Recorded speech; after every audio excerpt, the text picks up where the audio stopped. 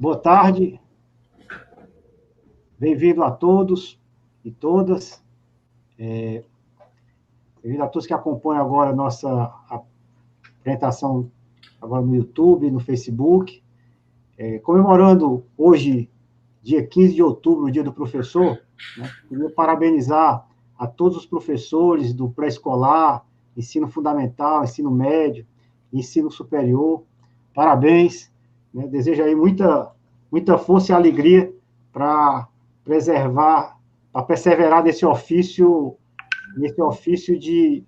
tão desafiador que é o ofício do professor, né? Cada nível de formação possui características próprias. Nosso encontro hoje discutirá sobre a universidade. Os gregos e romanos, eles não tinham universidade, no sentido que a palavra foi utilizada nos últimos 8 séculos. A universidade é a instituição permanente de ensino que tem origem e modelos iniciais referenciados no século XII, na Universidade de Paris e de Bolonha.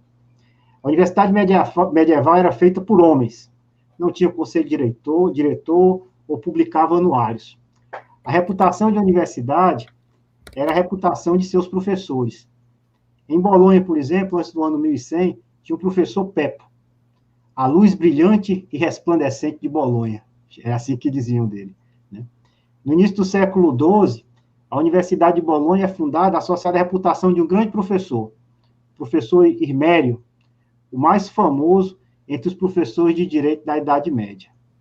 A Universidade de Paris, né, ela tinha a reputação inicial associada ao grande filósofo, professor Abelardo, também aí na mesma área do professor Custódio, né? As organizações estudantis eram essenciais na construção desse primeiro processo da universidade, e existiam desde quando as universidades surgiram. Enfim, a universidade ela se tornou sempre um centro de debates, de ideias, centrada nessa relação entre professor e aluno. Esse é o espaço primordial, que deve ter sempre a sua autonomia preservada. Assim, é incompatível com o pensamento universitário qualquer limitação ao debate, restrição à liberdade de expressão ou represária ao pensar diferente. A universidade é um espaço de liberdade criativa, incompatível com o autoritarismo. Espaço universal de construção do debate. Como construção humana, a universidade requer ser reconhecida em sua historicidade. Pensar o futuro da universidade requer pensar a história da universidade e como a mesma se configurou e reconfigurou ao longo do tempo. Para discutir o papel da universidade e do professor, a disciplina de estágio à docência do Programa de Pós-Graduação em Engenharia Civil e Recursos Hídricos, o nosso pós-DEA, convidou o professor Custódio Almeida para proferir palestra com o tema História das Universidades e o papel do professor universitário. Agradeço imensamente o professor Custódio por ter aceitado o convite e nos honrar com sua palestra hoje. O professor Custódio é um professor iluminado, e a sua história marca a história de nossa universidade de forma indelével. Sabe ouvir para falar. É alguém dedicado ao reconhecimento e cuidado do outro. É um grande professor por buscar mudar o mundo, mesmo que tenha que fazê-lo com restrições impostas pela vida. Alguém que possui e dá a esperança. A carreira intelectual do professor Custódio é uma carreira intelectual que tem a trajetória da busca pelo conhecimento. O professor Custódio fez curso de graduação em computação pela Universidade Federal do Ceará, aí no período 1984, 1988, faz tempo, né, Custódio? Isso. E uma das seleções mais disputadas da história da UFC. Foi quando conheci o professor Custódio, quando ele contribuía na reconstrução do movimento estudantil após a ditadura militar.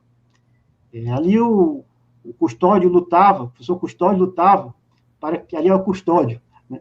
Ali o Custódio lutava para que o mundo tivesse mais justiça social, lutava por democracia, por educação pública e gratuita e de qualidade. Custódio fez graduação, além dessa da computação, aqui na UFC, fez graduação em filosofia na Universidade Estadual do Ceará, terminou em 91, fez mestrado em sociologia na Universidade Federal do Ceará, terminou em 92, doutorou-se em filosofia pela Pontifícia Universidade Católica do Rio Grande do Sul em 2000, publicou livros e artigos, algum em colaboração com o grande filósofo Manfredo Oliveira, né, e que na minha estante tem aqui. Alguns dos vários cargos de gestão administrativa da Universidade Federal do Ceará, por vários cargos, ele foi chefe de departamento de Ciências Sociais e Filosofia, coordenou o curso de graduação em Filosofia, coordenou a área da Pró-Reitoria de Graduação, né?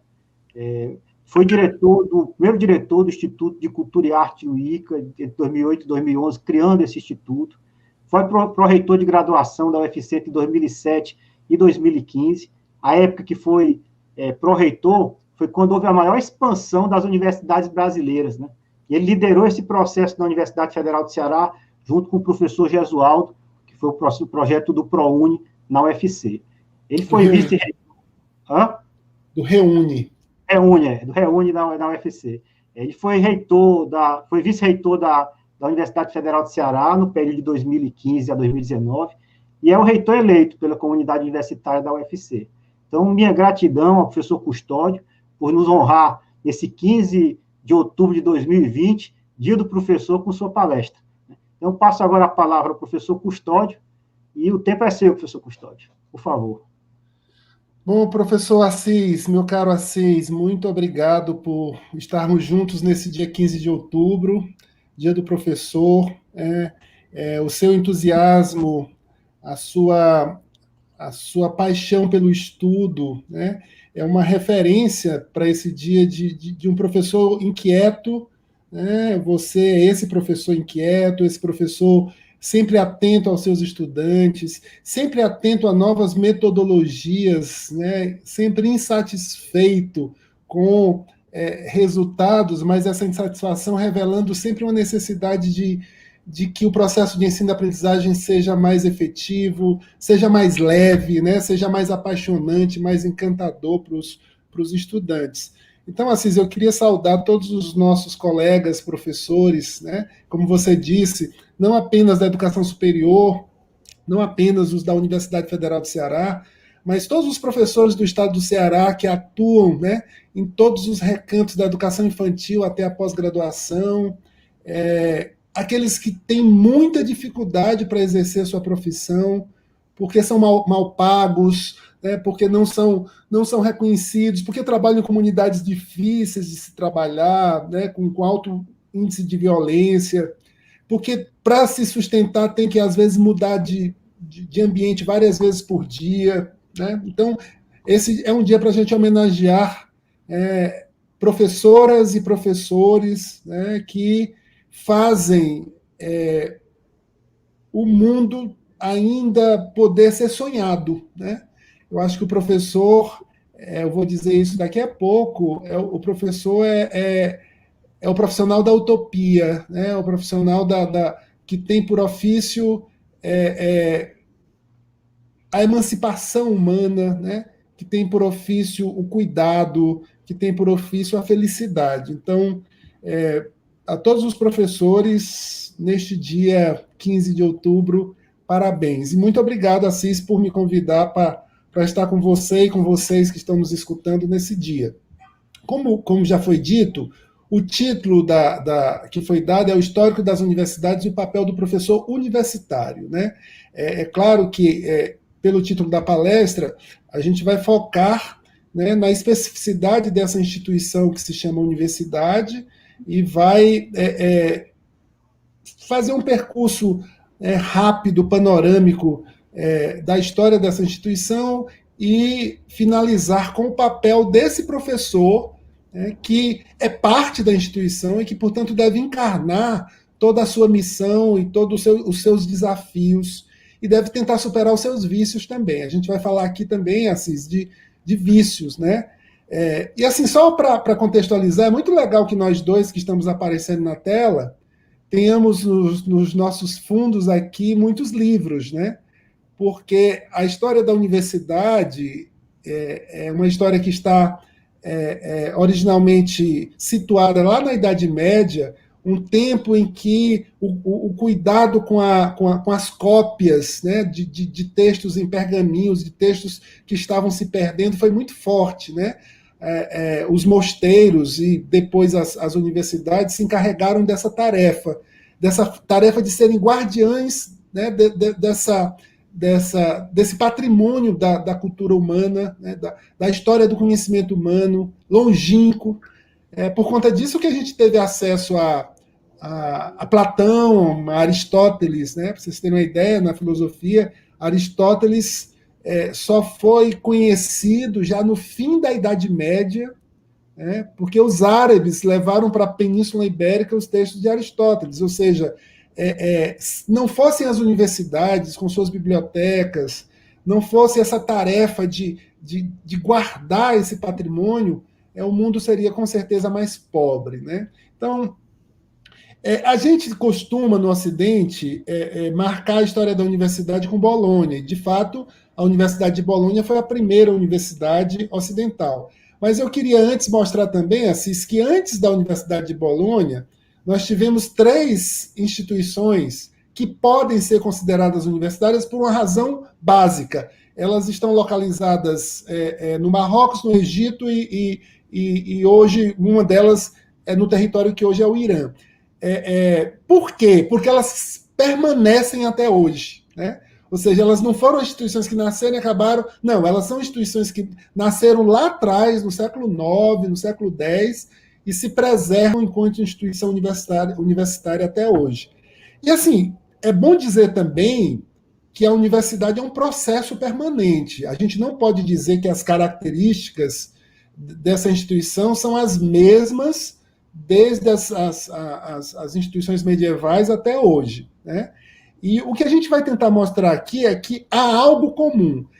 Apesar de toda a diferença desse percurso longínquo, né, de longa data, há algo comum, né, nessa instituição. E esse algo comum talvez seja aquilo que é mais importante da gente preservar. Tá?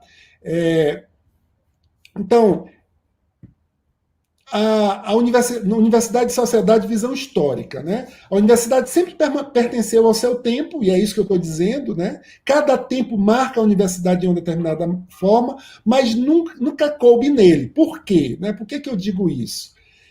A universidade, ela sempre se projetou para além do seu tempo histórico. Um dos motivos da sua instalação foi projetar o novo, foi projetar o mais, foi projetar a utopia, foi projetar a emancipação. Então, é por isso que esse slide aqui diz que a universidade nunca coube no seu tempo, né? Ela é histórica, ela é temporal, mas ela está sempre para além, ela está sempre construindo novas perspectivas, novos cenários, trazendo para todos um novo convite, né? Mostrando que há o que ser superado, há o que ser melhorado, né? Ela foi edificada sob a égide da transformação, da inquietação. A gente, por exemplo, o Assis falou que as primeiras universidades elas nasceram muito por conta da aglomeração de estudantes, estudantes ávidos, estudantes curiosos, estudantes muito marcados por uma energia de transformação, né, que se aglomerando construíram as primeiras universidades. A Universidade de Bolonha, por exemplo, ela nasce de uma organização estudantil, né? Estudantes que se organizam para conquistar coisas maiores. E por isso que eu digo aqui que ela sempre abrigou a liberdade como seu princípio, né? Liberdade é algo sem o qual a universidade não tem identidade. Então, assim, apesar de todas as diferenças, a universidade só é universidade se no seu começo, na sua sustentação e na sua foz, ela for marcada pela liberdade. liberdade que a gente tem reivindicado para a universidade brasileira, para a universidade pública brasileira, com a palavra autonomia, né? Então, sem autonomia, sem liberdade para pensar, para se expressar, para discutir, para discordar, universidade não é universidade. Então, esse é o primeiro princípio originador e regulador dessa instituição tão importante. O termo universitas, né, eu peguei isso de Durkheim, sociólogo francês, um dos pais da sociologia. Ele diz que ela surgiu como uma corporação, na qual, em sua origem, o interesse gregário prevalecia sobre qualquer contemplação. Ou seja, o que fez a universidade nascer, né, lá na Idade Média, tá, não foi propriamente ainda o começo dela, esse desejo de sabedoria, esse desejo de conhecimento. Foi muito mais criar um ambiente protegido, tá certo? Para agregar pessoas interessadas, sim, em conhecer, em aprender, né, e em transformar. Mas, assim, a grande força inicial da universidade foi a força gregária, tá certo? Isso é importante, porque se ela não estar agregada, né, se ela não está articulada, ela se dissolve enquanto universidade. Então, mais que consórcio, é um lugar que deve guardar a diversidade, criando as condições comuns para uma identidade do diverso na produção do conhecimento. Então, a universidade, universitas, é um universo de pessoas que se reúnem com o objetivo de preservação, de conquista de mais espaço de liberdade e conquista de conhecimento.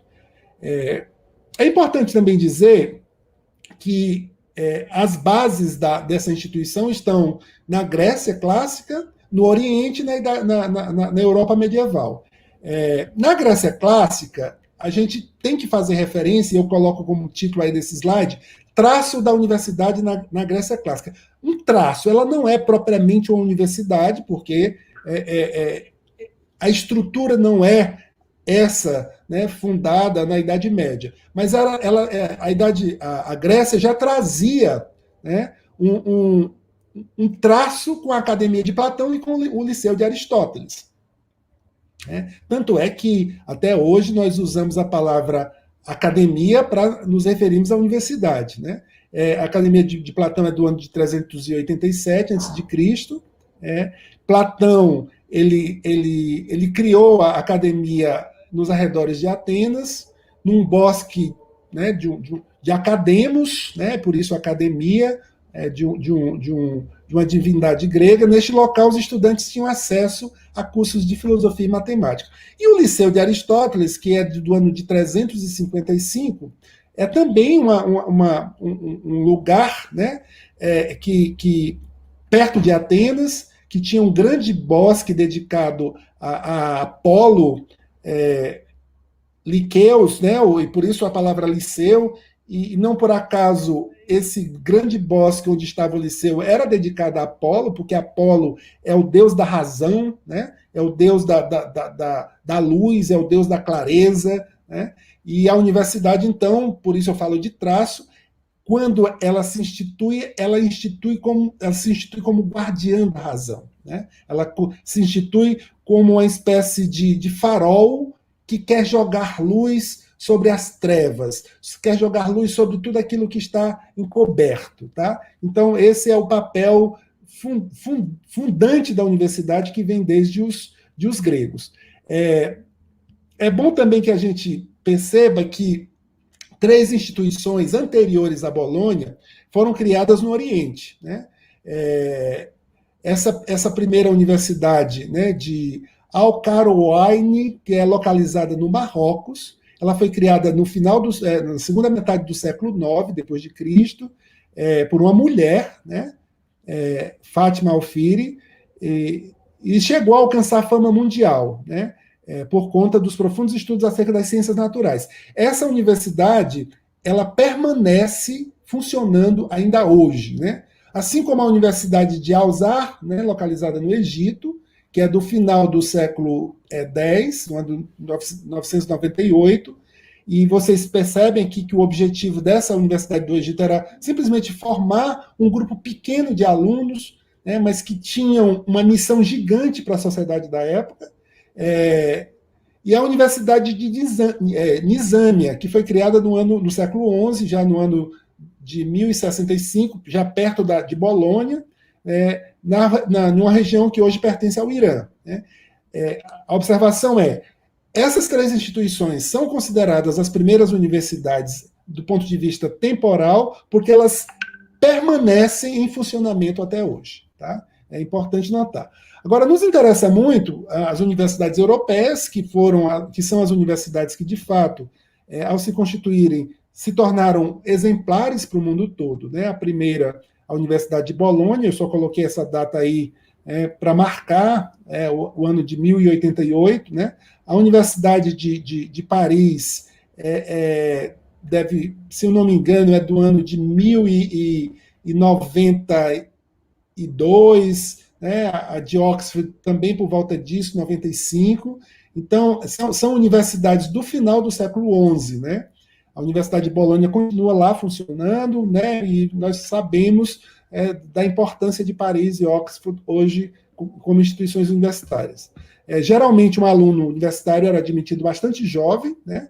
E eles estudavam aí o que em latim, o trivium, né? Que eram aulas de gramática latina, retórica e lógica, e o quadrivium, aritmética, geometria, astronomia e música, como sendo a base, né, necessária, universal, para, a partir daí, você estudar qualquer coisa. Tanto é que, depois que eles faziam, esses estudantes estudavam o trivium e o quadrivium, né, esse básico, eles podiam fazer direito, medicina, teologia, e depois essas profissões vão se diversificando ao longo dos tempos.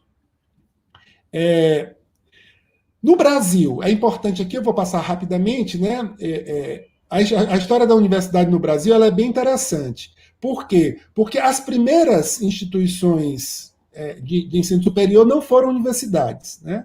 Foram instituições marcadas pela vontade do imperador, né, português, brasileiro, e as primeiras instituições universitárias que de fato nasceram, elas não se preservaram, elas foram dissolvidas, e por isso, por exemplo, a Universidade Federal do Rio de Janeiro é hoje considerada a universidade mais antiga do Brasil. Ela foi fundada em 1920 como Universidade do Brasil.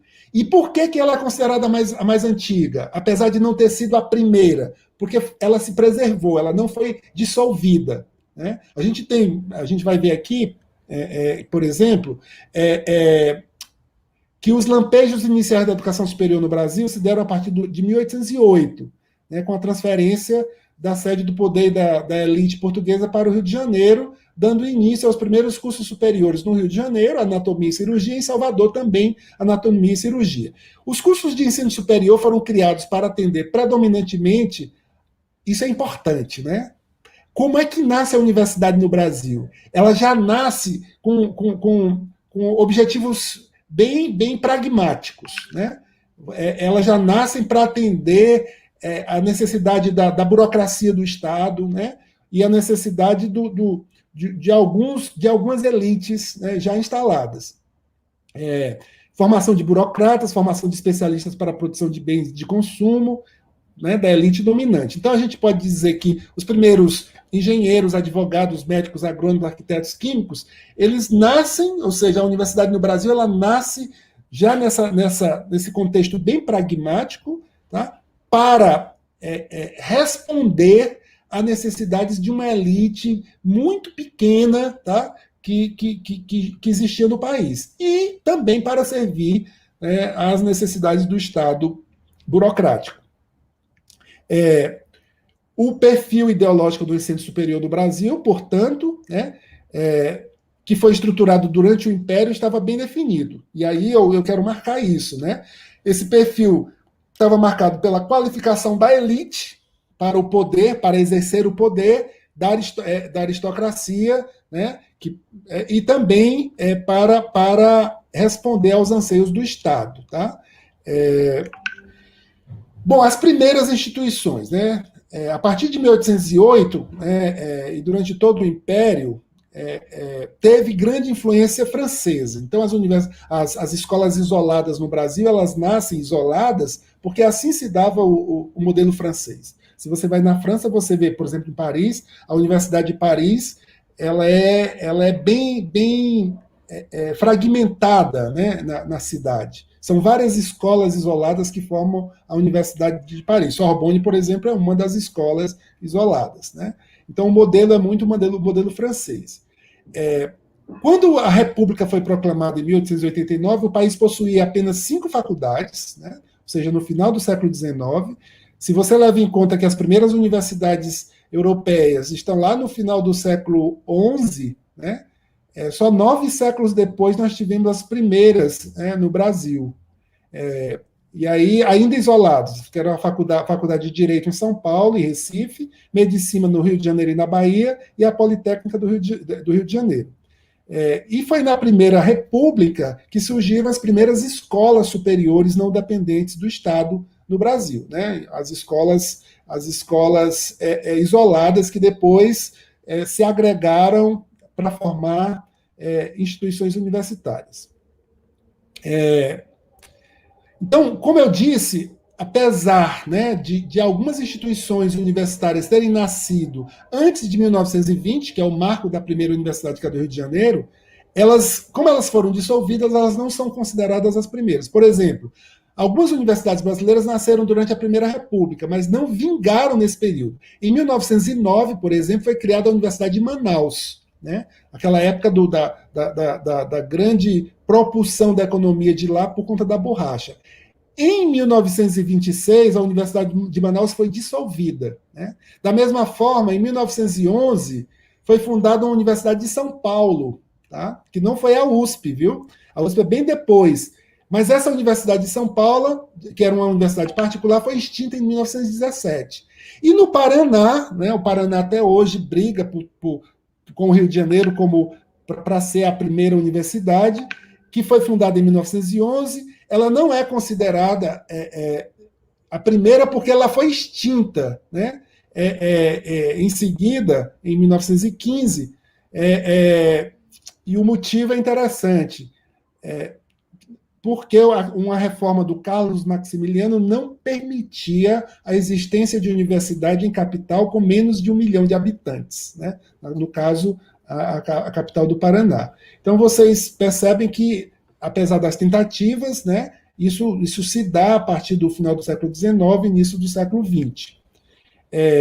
E aí a primeira universidade do Brasil, que é a Universidade do Rio de Janeiro, que foi fundada como Universidade do Brasil, criada em 1920, nunca foi extinta, por isso, oficialmente, é a mais antiga do Brasil, e ela aglutinou escolas isoladas, que foi a Escola Politécnica, a Escola de Medicina e a Faculdade de Direito. Vocês percebem que esse modelo de aglutinar escolas isoladas se deu em Recife, se deu em Salvador, se deu em São Paulo, né? No Rio de Janeiro se deu no Ceará, né? Quando a Universidade Federal do Ceará nasce em 1954, ela nasce agregando a Escola de Farmácia e Odontologia, a Faculdade de Direito, a Medicina e a Agronomia, ou seja, que eram escolas isoladas à época. Então, esse modelo, no Brasil, foi um modelo...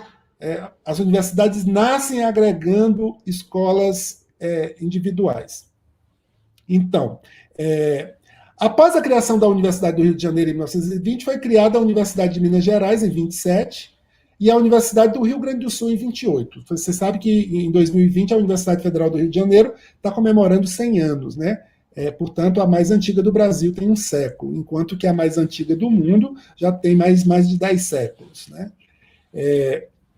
A Universidade de São Paulo, ela foi um marco, né, na criação das universidades brasileiras, criada no dia 25 de janeiro de 34, essa é a data oficial, e a USP, aí ela esteve sempre em busca de uma estruturação que lhe permitisse organizar-se e funcionar como uma autêntica universidade liberal.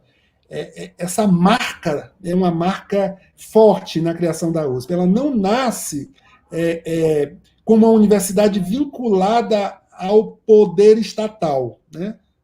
Ela nasce como com uma espécie de revanchismo, né? Ela nasce como uma insubordinação. E interessante como essa origem marca a USP até hoje. A USP nasce como resposta das oligarquias liberais ao Estado federal centralizador getulista. Então, ela nasce como fruto de uma rebeldia. Tá? E essa é uma marca forte da USP até hoje, que é uma marca universitária. Né? Como eu disse no início, a universidade ela vai construindo a sua identidade a partir, né, dos seus tempos históricos. É claro que a autonomia é fundamental, a liberdade é fundamental em qualquer universidade desde a origem. Né? E aí eu pulo, obviamente, muitas universidades nasceram nesse intervalo, inclusive a UFC em 54, instalada em 55. A UFC nasce oficialmente no dia 16 de dezembro de 54 e foi instalada no dia 25 de junho de 55.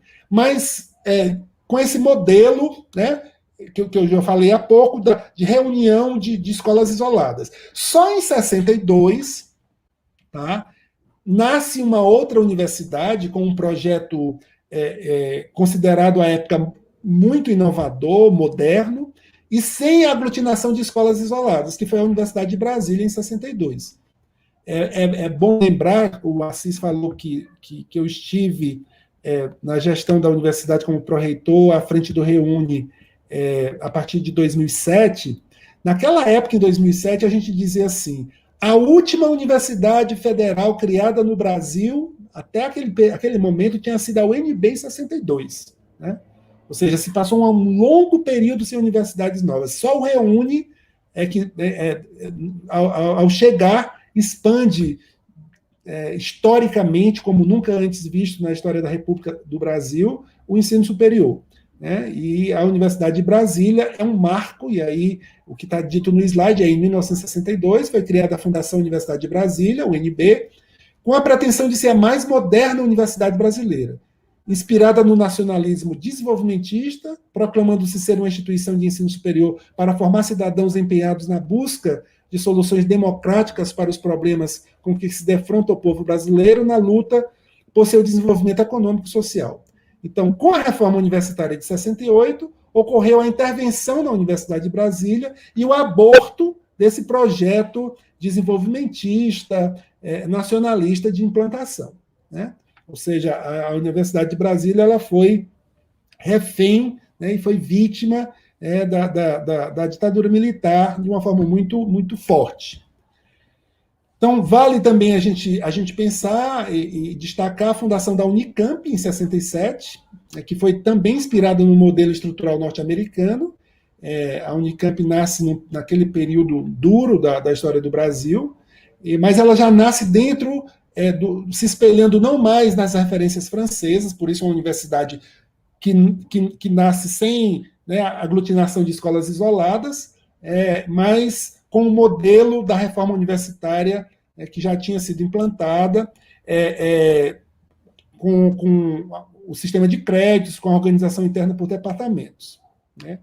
Então, algumas conclusões, né, para a gente fechar essa parte histórica aqui da exposição. A história das universidades brasileiras monta um quadro disperso e bastante contraditório. Vejam, o que a palavra dispersa quer dizer aqui? Né? Quer dizer que a universidade brasileira não nasce em função de um projeto político ou de uma política pública, né, voltada para algum objetivo. Ela nasce de forma dispersa. Né? Ela nasce de forma aleatória, né, meio que caótica, respondendo a interesses bem específicos, seja da burocracia do Estado, seja das elites constituídas. Então, vejam que no Brasil, universidade e elite, universidade e Estado são coisas muito atreladas, o que é uma coisa muito complicada e muito difícil, tá certo? Para sustentar a identidade da universidade, porque a identidade da universidade exige autonomia, né? Exige, e essa autonomia significa não atrelamento e implica também muita liberdade. Então, a Universidade Brasileira não foi em nenhum momento concebida no seio de um projeto educacional vinculado a um projeto de desenvolvimento nacional, né? Ou seja, houve uma ausência de política de Estado. Mesmo em momentos considerados felizes e esperançosos para a universidade brasileira, como nos projetos de criação da USP e da UNB, vamos encontrar, de um lado, um projeto revanchista, como eu disse para vocês, né, a USP ela nasce, né, de um revanchismo e de uma insubordinação ao Estado que é grandemente salutar, né? Ou seja, é por isso que a USP continua a nossa grande referência de universidade hoje, né? Porque o seu princípio de fundação é a insubordinação. Isso é fundamental, né, para a universidade ser universidade, né? E insubordinação, obviamente, vai implicar autonomia. Obviamente que isso implica responsabilidade social, né? Não significa uma insubordinação simplesmente por capricho, né? E de outro lado, um projeto mais realista, porém sem sustentação política, numa sociedade impregnada por uma ideologia populista e reformista, né? Então, obviamente, a universidade reflete a história política e cultural do seu lugar, né? Então, a nossa universidade reflete isso, né? Reflete os seus momentos históricos de constituição. E aqui eu trago uma citação do Darcy Ribeiro, uma figura central na reforma universitária do Brasil, né, um pensador da universidade. Ele diz: de fato, somos herdeiros de um legado e de um fardo. Né?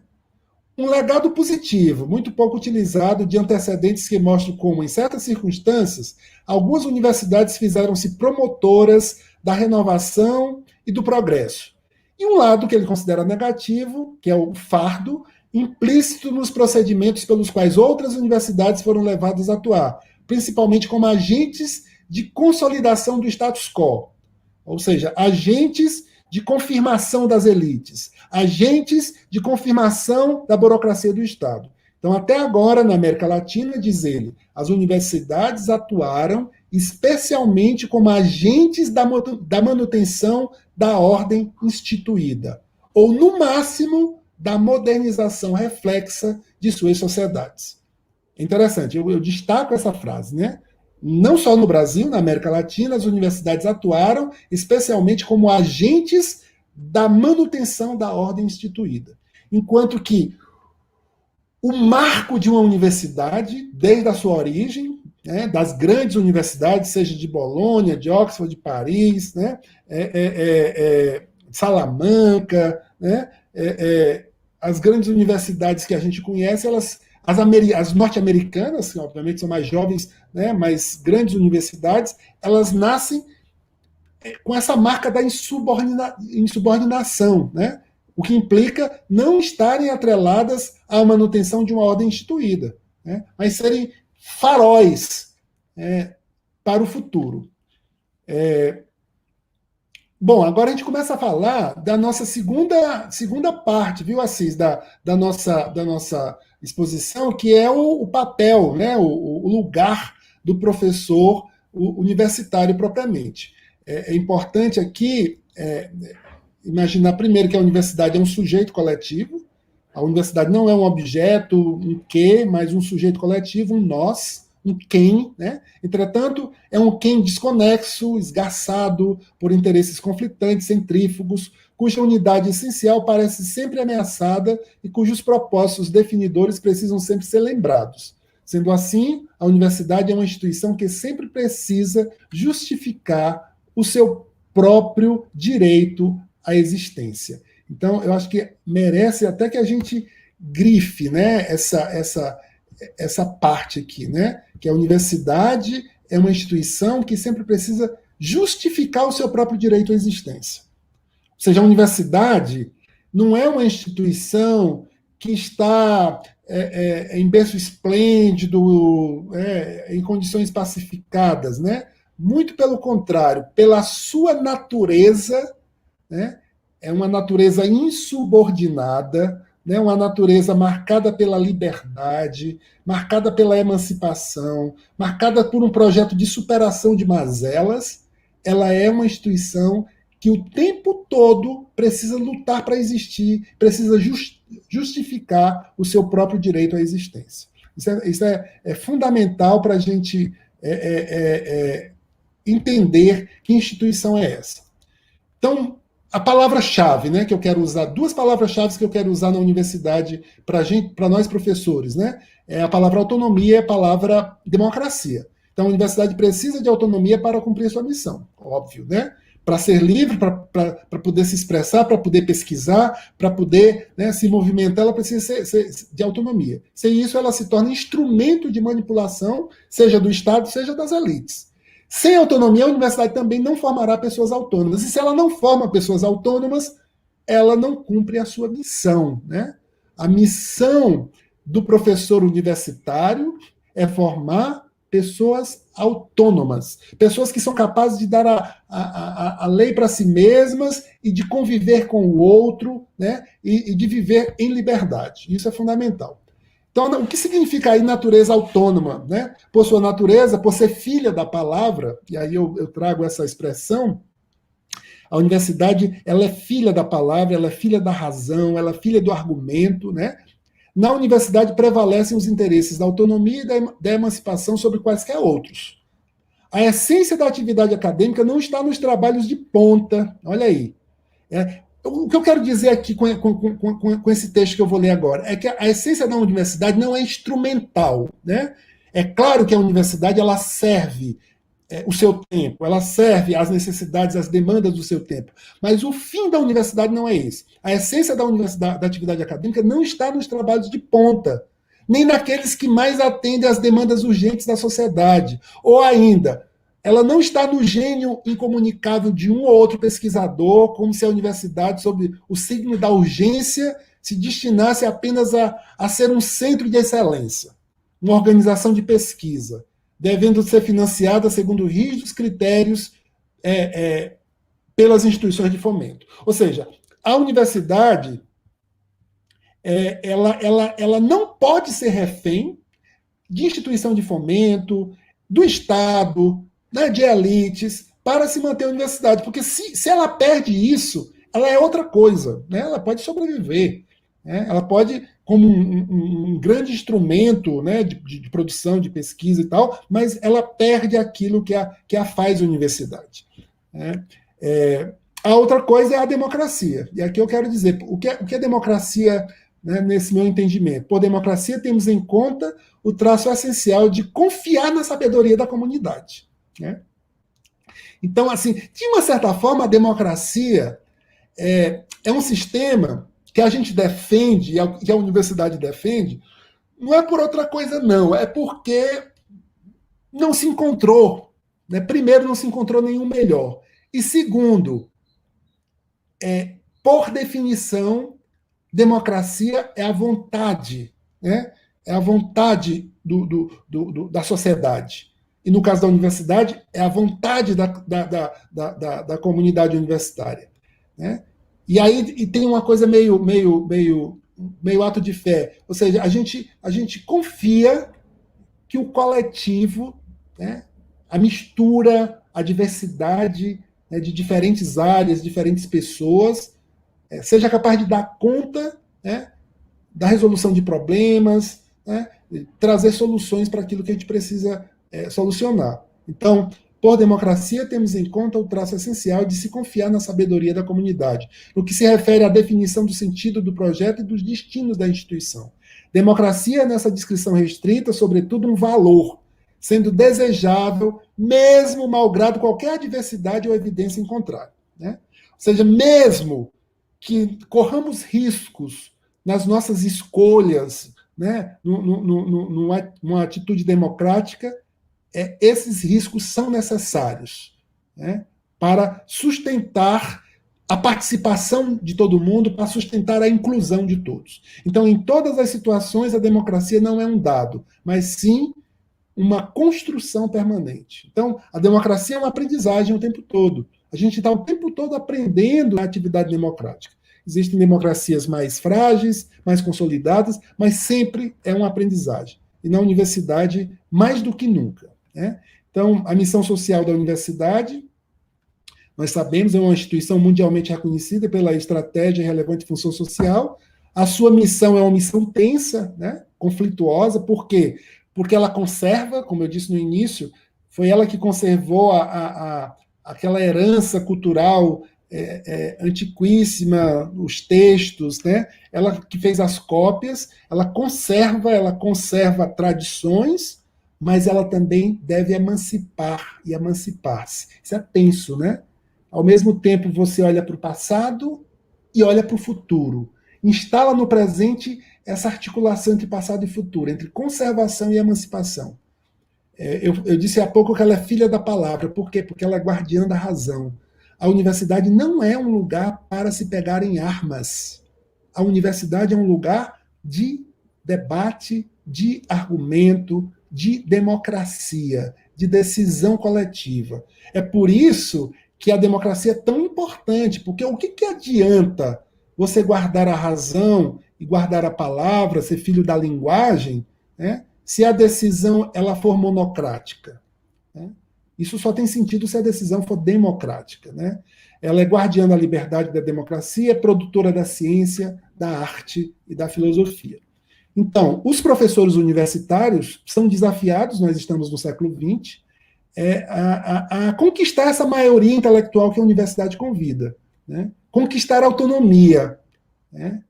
O tempo todo está defendendo e lutando pela liberdade e pela democracia, que só tem sentido na universidade se houver justiça social.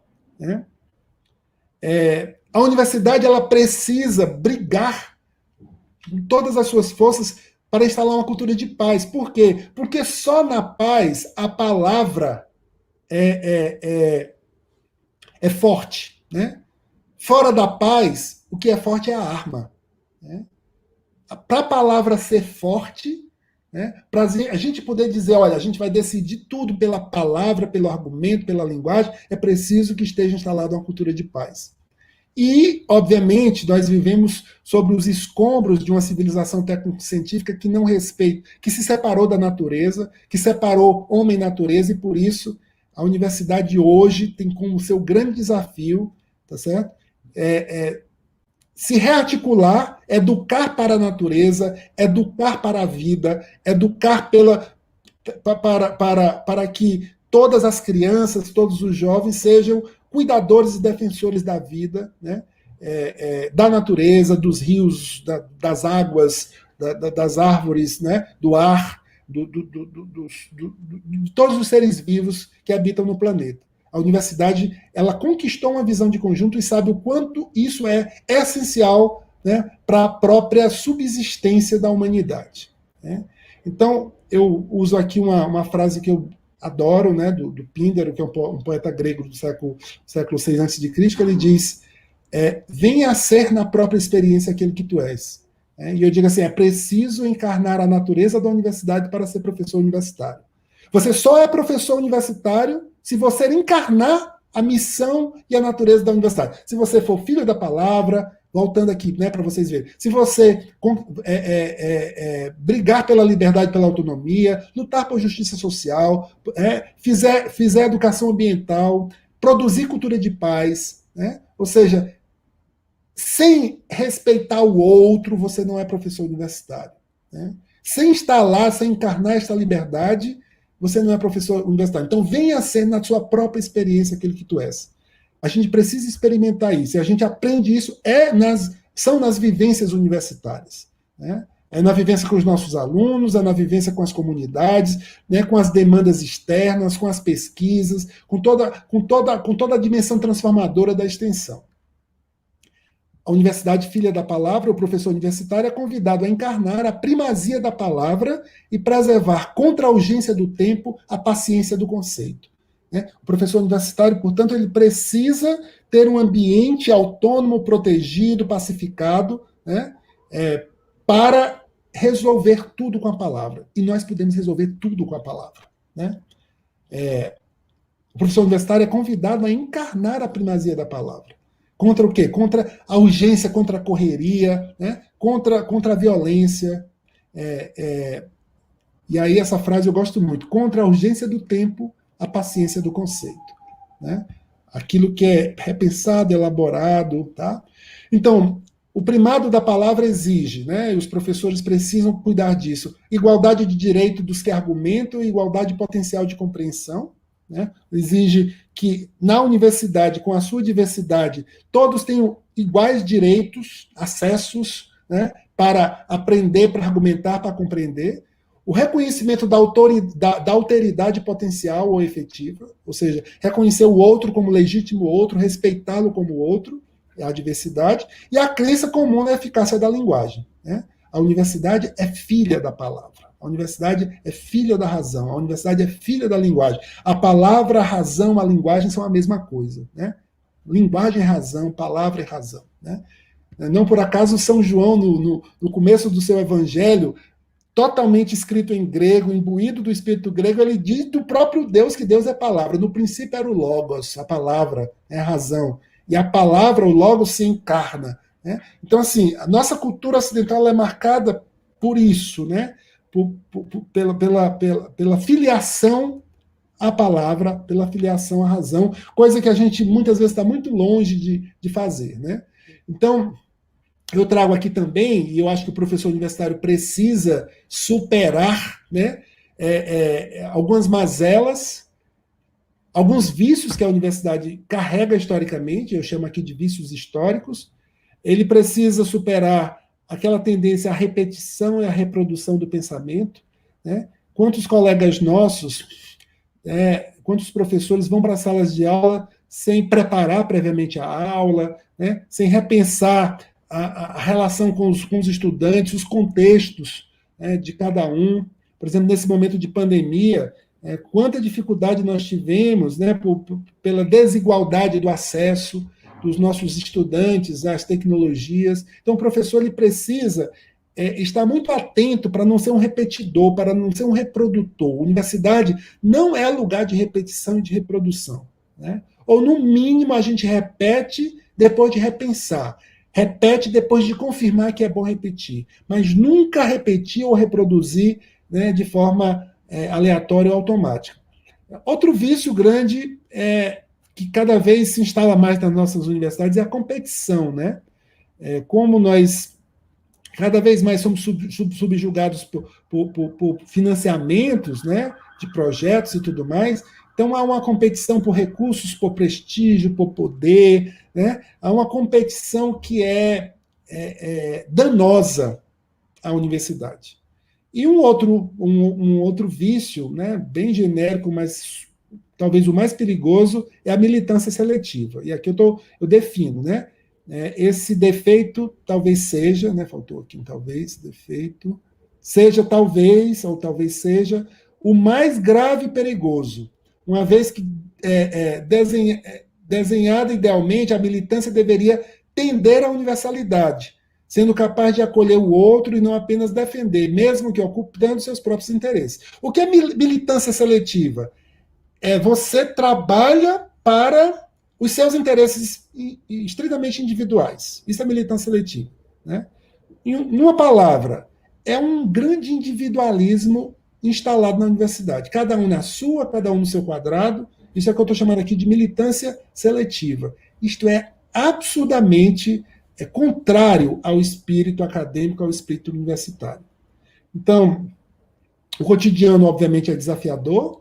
As tarefas do ensino, da pesquisa, da extensão ou da gestão não são pacíficas. Né? Eu coloquei aqui 4 eixos. Né? A universidade tem ensino, pesquisa, extensão e gestão. Né? Ou seja, esses 4 eixos precisam estar bem articulados. A gestão precisa tornar o ambiente universitário um ambiente produtivo, fértil, criativo, feliz, né? Pacificado, para poder termos boa qualidade no ensino, na pesquisa, na extensão. E aí eu digo assim, não são tarefas pacíficas, né? Elas são desafiadoras antes de qualquer coisa. Né? Elas nos desafiam o tempo todo. Eu sou professor da UFC, pelo menos desde 93, eu tinha sido professor de ensino médio antes de ser professor da UFC, e eu fico feliz porque todas as vezes que eu chego na minha sala de aula, com os meus alunos, eu tenho aquele nervosinho, sabe? Aquela coisa que me mobiliza a entrar em sintonia, a escutar, sabe? A escutar muito, a escutar muito, a escutar muito. Isso. Hoje eu estava dizendo numa mensagem, respondendo a mensagem, né, de uma pessoa que mandou uma felicitação para mim. Eu disse: olha, eu recebo a sua mensagem com muito carinho, porque eu sou professor por opção, eu sou professor por decisão, e ser professor é uma coisa que me deixa muito feliz. Então é bom ser parabenizado no dia do professor, porque eu exerço esse lugar, esse papel, eu ocupo esse lugar, exerço esse papel com muita alegria, né? Então, e essa alegria, eu sei, né, dela porque eu tenho vontade de uma atualização permanente, né? Não é atualização simplesmente de conhecimento, não. É atualização de relações, atualização de processos, né? Isso dá um nervosinho grande, com certeza, né?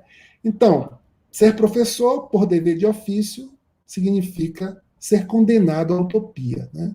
Por dever de ofício, nós, professores, somos condenados à utopia, né? Nós somos condenados a provocar, né, no outro uma vontade de emancipação, uma vontade de felicidade, uma vontade de melhoria, né, em qualquer tipo de situação que a gente viva, seja melhoria das condições sociais, né, melhoria do entendimento do que é o público, né, melhoria, né, na nossa capacidade de conviver com o diferente. Né? Tudo isso é utopia. Tudo isso nos desafia todos os dias. Bom, fecho agora 50 minutos de fala, né? Agradeço muitíssimo mais uma vez, Assis, pelo convite. Essa é inicialmente a minha exposição, e agora eu fico à disposição para a gente debater, para a gente discutir um pouco sobre essas nossas ideias. Queria agradecer inicialmente o professor Custódio pela sua brilhante exposição, que instiga diversas questões. Eu mesmo aqui já tenho minha lista. Então, vamos seguir aqui. A primeira pergunta que tem, Custódio, é exatamente uma pergunta até mais informativa. Estou pedindo para você comentar um pouco mais sobre o Reúne e assim, onde é que pode-se ter informações mais detalhadas sobre esse projeto. Então, essa seria a primeira pergunta para você sobre o Reúne. Bom, Assis, como eu disse, o Reúne ele nasce em 2007, a partir de um decreto presidencial, né, de abril de 2007, e ele tinha como pré-requisito, pressuposto, um conjunto de reuniões que a Associação dos Reitores das Universidades Federais vinham fazendo com o Ministério da Educação à época, mostrando ao MEC que as universidades federais tinham um potencial reprimido muito grande, né? Portanto, um potencial para expansão e para reestruturação que precisaria ser explorado. Na época, essas vozes foram acolhidas, né? No governo, na época do presidente Lula, nasceu o Reúne, com a promessa de que as universidades poderiam ou não aderir a ele para se reestruturar e para se expandir, né? Então, não houve nenhum modelo ordenado pelo Ministério da Educação para se fazer o Reúne. Cada universidade poderia criar o seu modelo de reestruturação e de expansão. Na UFC, eu coordenei a equipe. Na época, eu fui instituído para isso pelo professor Ícaro de Souza Moreira, que morreu em seguida, mas o professor Gesualdo reitor continuou o trabalho, me manteve nesse lugar, e nós aí reunimos pessoas, estudantes, professores, técnicos de várias áreas da universidade e construímos nosso projeto, um projeto robusto, né, um projeto com mais de 200 páginas, demonstrando tudo aquilo que a gente queria expandir, tudo aquilo que a gente queria reestruturar, quais eram os recursos necessários, criação de bolsa, né? Pra vocês terem uma ideia, nós criamos na época cerca de 800 bolsas novas de pós-graduação, de mestrado e doutorado. Você imagina que em 2007 você criar isso, quando a universidade tinha um tamanho ainda... Naquela época a universidade tinha cerca de 15 mil estudantes, né? E a nossa projeção era para que ela chegasse a 30 mil estudantes, né, de graduação e pós-graduação. E isso foi ultrapassado. Então, nós fizemos esse trabalho, aderimos ao Reúne, foi muito tenso na época, porque havia uma grande desconfiança de que o governo não honraria com os recursos prometidos, e fizemos muitas audiências públicas, instigadas pelo Ministério Público, para justificar nossa adesão. Foi um momento de muita aprendizagem. De fato, a UFC dobrou de tamanho, né, com o Reúne. Nós saímos de uma quantidade aí de cerca de 60 cursos de graduação e passamos a 117 cursos de graduação no final do Reúne. Nós nos expandimos fortemente para o interior do estado, né, principalmente para Sobral e para o Cariri, depois para Quixadá, que ficou um pouco menor, mas principalmente para Sobral e para o Cariri. Cariri e Sobral ficaram prontas para se tornarem universidades. Cariri se tornou uma nova universidade depois disso, e Sobral está pronta para isso. Se o governo quisesse, poderia transformar o campus da UFC em Sobral numa universidade, porque a estrutura diversificada, né, está montada. Criamos, né, modelos de organização interna, né? Criamos Instituto de Cultura e Arte, Instituto UFC Virtual, Instituto de Educação Física e Esportes, com estrutura sem departamento. Mantivemos a estrutura de departamentos, né, das unidades que quiseram manter. Criamos muitos cursos no Centro de Tecnologia, por exemplo. Nós temos vários cursos frutos do Reúne, né? O curso de energias renováveis, de petróleo, né? Até o curso, o desdobramento que houve depois, né, de engenharia de computação e engenharia de telecomunicação, foram desdobramentos do Reúne, porque a gente fortaleceu muito a teleinformática no Centro de Tecnologia à época, né, que deu possibilidade disso acontecer depois. Nós de fato, concluímos a UFC, né, que tinha nascido em 54, nós concluímos a UFC no Reúne. Porque só no Reúne os cursos de arte, por exemplo, foram instalados, não existia. Né? Só no Reúne, de fato, nós criamos os cursos da área de ciências do mar. Né? No Labomar, oceanografia, por exemplo, curso do Reúne, ciências ambientais, né? Engenharia ambiental, né, do Centro de Tecnologia também. Então, assim, se a gente for ver fisioterapia na medicina, matemática industrial no centro de ciências, biotecnologia no Centro de Ciências, e eu poderia citar vários, né? Onde não tinha curso noturno, nós criamos ciências sociais noturno, letras espanhol, letras inglês noturno, né? Então, os cursos da área de artes, né, do Reúne são vários, o curso de teatro, de dança, né, o curso de gastronomia, né, de cinema, tudo são projetos do Reúne. Quase todos os cursos que hoje estão em Quixadá, na verdade, todos os cursos do campus de Quixadá, né, são cursos do Reúne. Então, de fato, foi uma grande expansão, né, uma grande reestruturação. Recebemos muitos professores e muitos servidores técnicos novos com o Reúne, muitos mesmo. Nós dávamos posse para mais de 100 professores por vez, né? Foram mais de 500 professores contratados nesse período. Então, de fato, uma revolução, né? Uma revolução que eu tenho uma grande alegria de ter participado. Só em professor foi mais de 30% de crescimento, em torno de 1.000 e poucos foi para... Na verdade, foi até mais que isso, porque a gente tinha cerca de 1.300 professores e a gente passou para 2.200, entendeu? Então, foi um salto muito, muito grande. Por isso foi criado, por exemplo, um programa para receber esses professores, que é o projeto Casa. Ele foi criado para receber. Eram tantos professores novos por vez, né? E assim, criou-se na universidade uma coisa que não existia antes. De repente, algum tempo depois, a gente viu os professores de medicina conversando com os professores de gastronomia, o professor de direito que conhecia o professor de ciências sociais, porque o Projeto Casa deu essa oportunidade, né?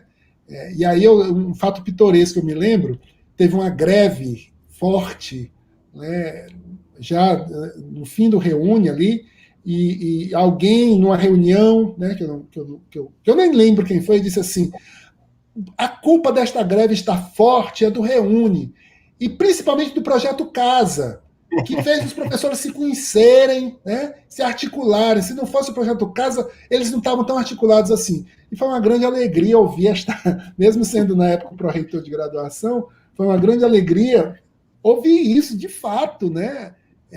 O Projeto Casa ele provocou uma articulação entre os docentes de áreas distintas que não havia antes por falta de oportunidade.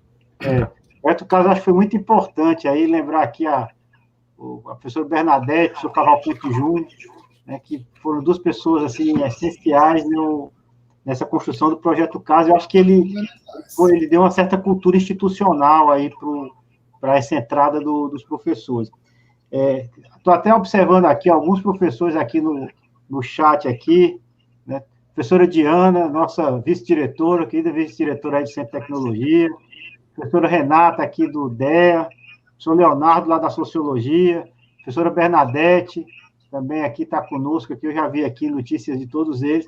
Queria dar um abraço aí especial e parabenizá-los também nesse dia dos professores. Professor Cavalcante Júnior, grande professor Cavalcante Júnior, também aqui conosco, né? Tem uma questão que surgiu aqui, Custódio, que é a seguinte, que eu vou ler a pergunta para ti. Muitos cursos são focados na formação técnica, para formar o profissional para o mercado de trabalho. E a pergunta é: quais metodologias, que tipo de procedimento poderia ser feito, qual a estratégia para que o professor universitário pudesse adotar uma prática profissional mais crítica, mais reflexiva, né? Que tipo de possibilidade poderia ser dada na formação dos profissionais na universidade que pudesse levar a isso? Bom, essa é uma pergunta desafiante, de fato, né? Porque, assim, tem áreas do conhecimento que, por sua própria natureza, são áreas de discussão crítica, de ideias e tudo mais, né? As humanidades, em geral, né? As ciências humanas, a filosofia, a própria educação, né? A pedagogia, são espaços privilegiados para esse tipo de discussão. Mas quando a gente vai para a área de vocês, Assis, aí, né, sem tecnologia e tudo mais, parece matemática, né, biologia, ciências puras, ou ciências bem aplicadas como agronomia, pesca, tal, parece que isso fica mais complicado, porque a natureza da formação é uma natureza técnica, inclusive a medicina. Então, eu acho que como é que a gente consegue trazer a reflexão crítica de uma forma orgânica para esses cursos, não ser alguma coisa tipo um apêndice, entendeu? Porque assim, você pode dar uma palestra de filosofia num curso de ciência e tecnologia, mas o que fazer para não parecer um apêndice, uma coisa, né, fora do contexto? Eu acho que aí, Assis, é o seguinte, é um trabalho de currículo, certo? Qualquer engenheiro, qualquer médico, qualquer agrônomo, qualquer biólogo, ele serve à sociedade, certo? E, assim, esse serviço à sociedade é quem vai exigir para a formação desses profissionais um conhecimento sobre o seu campo de atuação, o seu lugar de atuação, né? Por exemplo, na psicologia, Você pode fazer uma psicologia clínica elitista, assim como você pode fazer uma psicologia comunitária, né? Então, assim, a primeira coisa é o currículo do curso, né? Ou seja, será que o engenheiro ele é um bom engenheiro se ele não tem um bom conhecimento do seu campo de atuação, da sua área social de atuação? Então, essa área social já é por si só mediadora de discussão crítica. E a universidade, ela não pode esquecer que ela só é universidade se ela fizer ensino, pesquisa e extensão, tá certo? Então, assim, a extensão, e é por isso que agora, como vice-reitor da universidade, eu me empenhei tanto assim para a gente dar um passo a mais no que a gente chamou de curricularização da extensão. Por quê? Porque a extensão, em qualquer área, ela só é extensão se ela entrar em contato com outras pessoas, com outras comunidades, com outros espaços. E ela tem uma missão transformadora, né? Então, isso aí, organicamente, dentro do currículo de qualquer curso, pode sim ser um espaço privilegiado de criticidade, de discussão crítica sobre o nosso papel na sociedade. Então, assim, não dá para dizer, seja qual seja a profissão, tá certo? E talvez assim os mais isolados sejam os cientistas das bancadas mais, né, mais, vamos dizer assim, mais especializadas. Talvez eles tenham mais dificuldade, né, pelo nível de especialização.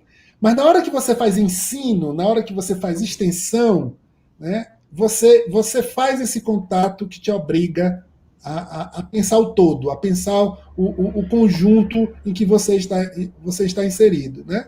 Por exemplo, você, Assis, né, na sua área de hidráulica, né, você sabe o quanto esta área é uma área crítica, no sentido de com potencial crítico, né, de discussão sobre a vida, sobre a sociedade, sobre políticas públicas, né, sobre sociologia, né? Então, o que vai fazer isso acontecer ou não? É o currículo, né? Se vocês podem, no Centro de Tecnologia, inserir isso como algo fundamental no currículo ou não, né? Então, assim, nenhuma profissão é extramundana, nenhuma profissão está fora do mundo.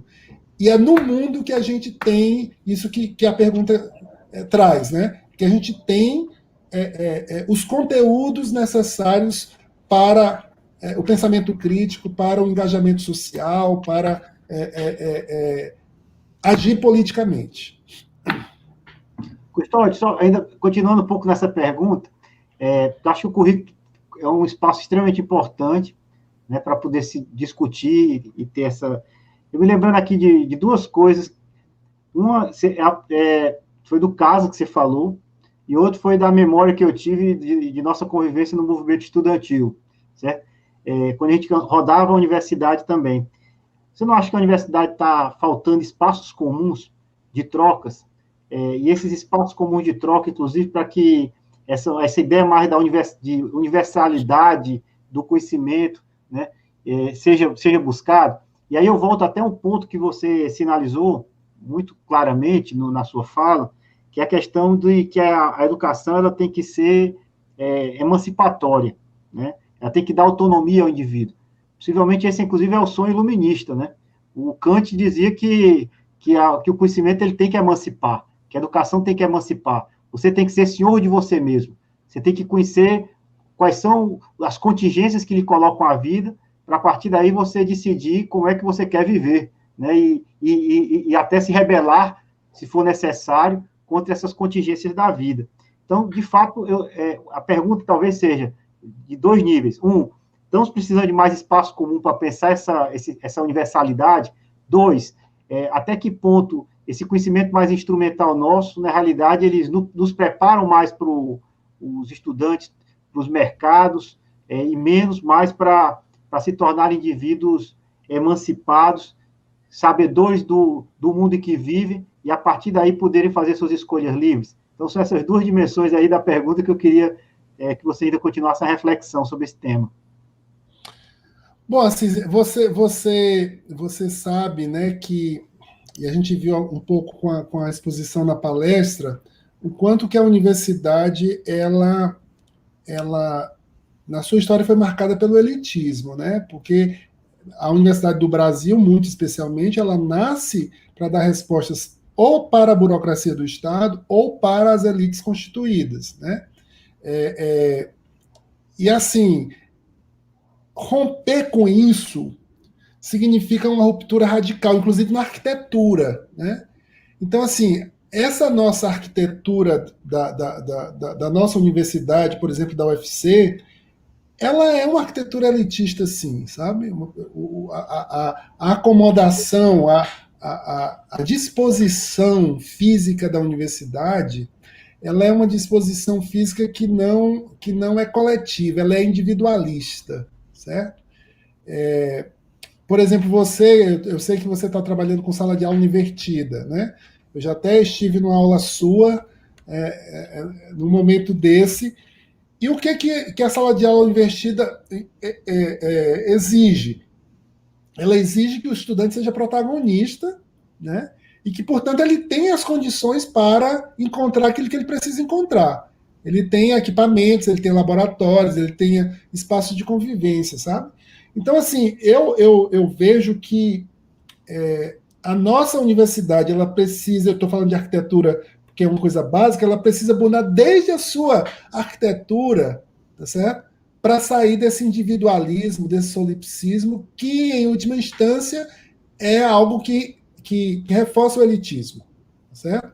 Porque, assim, somente as elites conseguem ficar bem do ponto de vista da acomodação, do conforto, sozinhos, né?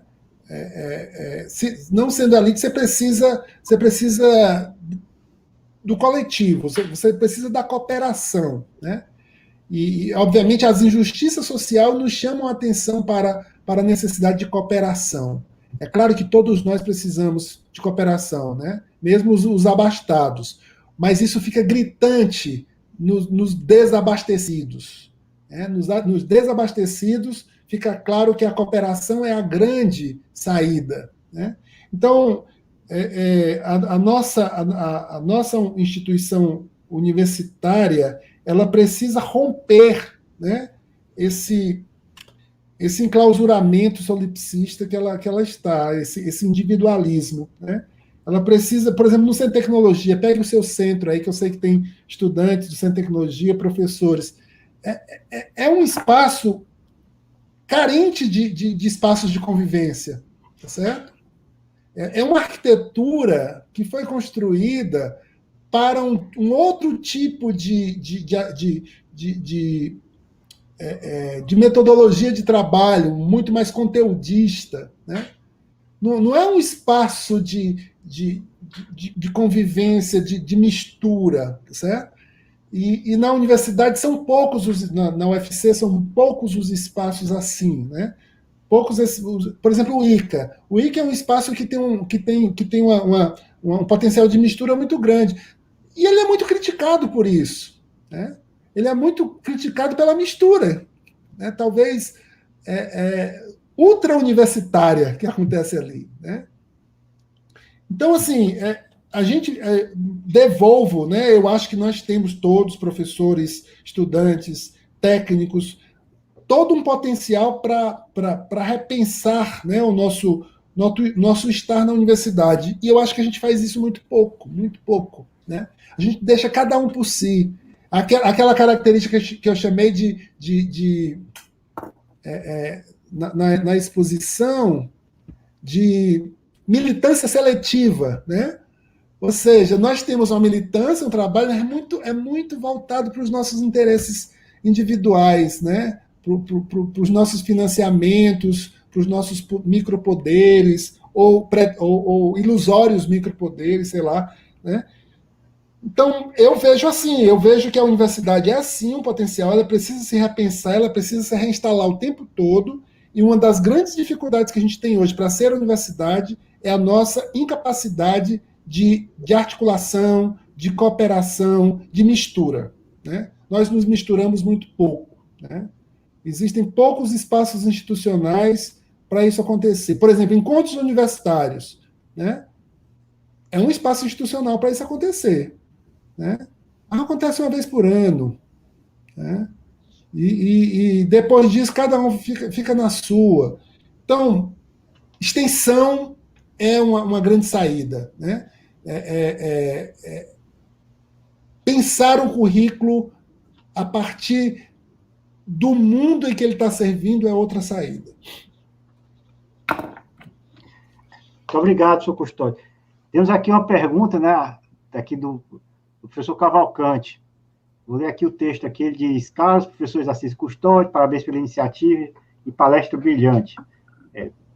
Pergunta ao professor Custódio sobre os perigos da militância seletiva e a solidariedade que mingua na universidade. Então, solidariedade que mingua e esses perigos da militância seletiva são questionamentos que são trazidos aqui pelo professor Cavalcante Júnior. Militância seletiva, Assis, Cavalcante, todos, é uma doença, sabe? A militância seletiva é talvez o grande mal, não só da universidade, é um mal da sociedade, né? Nós, socialmente, eu vou dizer uma coisa que talvez seja até polêmica, nós, no máximo, nos ampliamos até a nossa família nuclear sanguínea, sabe? Ou seja, quando nós não somos individualistas enquanto indivíduos isolados, nós somos individualistas no nosso núcleo familiar sanguíneo. O resto que se exploda, né? Se na pandemia eu conseguir colocar na minha despensa a comida para a minha família, o resto é que se exploda. Então, assim, militância seletiva, Cavalcante, eu acho que é o grande mal, porque é um trabalho voltado para o particular. É um trabalho que enfatiza o interesse particular em detrimento do interesse público. Isso é o cerne do mal da militância seletiva. Né? Militância seletiva é a antípoda do interesse público. Né? Os professores das universidades em geral, né, eles estão muito cheios de coisas para fazer. Todos nós estamos muito ocupados. Né? Mas a gente pode fazer a pergunta assim, quantos de nós estão ocupados com questões verdadeiramente institucionais, né? Questões de interesse público, de questões em relação a ensino, a pesquisa, a extensão, né? ao interesse público. Né? Então, assim, muitas vezes o nosso dia está cheio, nossa agenda está cheia, mas essa é uma agenda marcada por isso que é a militância seletiva, por coisas que vão ao encontro só dos nossos interesses particulares. Então, assim, acho que é o grande mal, né? É muito pior do que aquilo que eu falei antes, né? A reprodução, que a gente está muito... repetição, a competição, né? Mesmo porque a competição está muito em função também dessa militância seletiva, né? A gente compete para ganhar mais força nos nossos espaços particulares. Então, assim, a universidade pública, por exemplo, a nossa, é um mundo público cheio de compartimentos particulares. Né? Então, isso a gente precisa romper. Mas isso não é o mal da universidade só, não, é o mal da sociedade. Né? A gente não está interessado naquilo que está aqui do nosso lado, se a nossa família está bem, se o meu bem-estar está garantido. Né? Então, é de fato um problema que, se você me pergunta assim, olha, o que fazer para mudar isso, eu acho que gestão universitária teria um grande potencial para fazer isso. Uma gestão universitária que fizesse um planejamento para ser executado, onde revisasse todo esse nosso modo de agir, né? Que às vezes a gente pensa, justificar, mas se eu fizer isso, eu vou perder força na minha pesquisa. Não é verdade, você vai ganhar força na sua pesquisa. Né? Você vai ganhar pessoas que vão contribuir com você. As grandes soluções mundiais de pesquisa hoje não são isoladas. A gente não vai ter a gente vai ter cada vez menos Einstein, cada vez menos Darwin, né? Por quê? Porque quando uma solução é encontrada, a solução é coletiva, são grupos de pesquisa, né, que no máximo tem líderes, né, tem coordenadores, mas não é né? Como até o século XIX a gente via despontar aqueles. Não é mais, não é mais. Então, militância seletiva é simplesmente um desastre. É um desastre humano. É um desastre humano. Tá? É um desastre que faz com que as pessoas não estejam nem aí para as queimadas do Pantanal, na Amazônia, né? Não estejam nem aí para as queimadas na Austrália. Né? Olha, uma queimada na Austrália deve doer tanto em mim quanto a queimada no quarteirão da minha vizinhança. Se eu tiver uma visão ampla, universal, pública, né? Uma visão de um planeta que é vivo. Então, a gente tem que sair desse espaço muito restrito, né? E descobrir que um provável desastre nuclear lá em Angra dos Reis não afeta só Angra dos Reis e o Rio de Janeiro, não, certo? Afeta o mundo todo. Então, eu acho que dizer não para a militância seletiva é ampliar, né, o nosso mundo, é sair desse mundinho que a gente vive e habitar um mundão cheio de oportunidades, gigante e muito mais feliz do que esse nosso mundinho pequeno. Obrigado, professor. Obrigado, Custódio. Aqui, nessa sua fala aqui, a Luísa está dizendo assim, a universidade é um ambiente vivo, orgânico, que é o que é pelas pessoas. Na verdade, eu acho que tem aí por trás dessa discussão da militância seletiva que você traz, tem exatamente o reconhecimento do outro. Né? O outro, eu acho que é alguém que deixou de existir na nossa tomada de decisão, no sistema da nossa avaliação. Eu digo nossa, porque eu estou achando que o problema não é só da universidade, mas é um problema até civilizatório. Eu acho que a gente vive um mundo, né, que principalmente a partir dos anos 70 para cá, isso se intensificou, né, tem uma lógica de mundo, como chamam aí alguns filósofos, né, que é essa lógica de mundo que ela permeia toda a realidade, que é essa lógica que não é só econômica, né, que é chamada de neoliberalismo, que ela não permeia só a economia, ela é uma lógica de mundo. Eu me lembro até da questão do CNPq, CAPES, né? Quanto é que você vale? Eu valho os artigos que eu tenho, né? Aí, você tem um artigo A1, tem como se fosse €1, um artigo A2 é $1, tá certo? Aí tem lá o real que está lá embaixo, lá com o B4, aí tem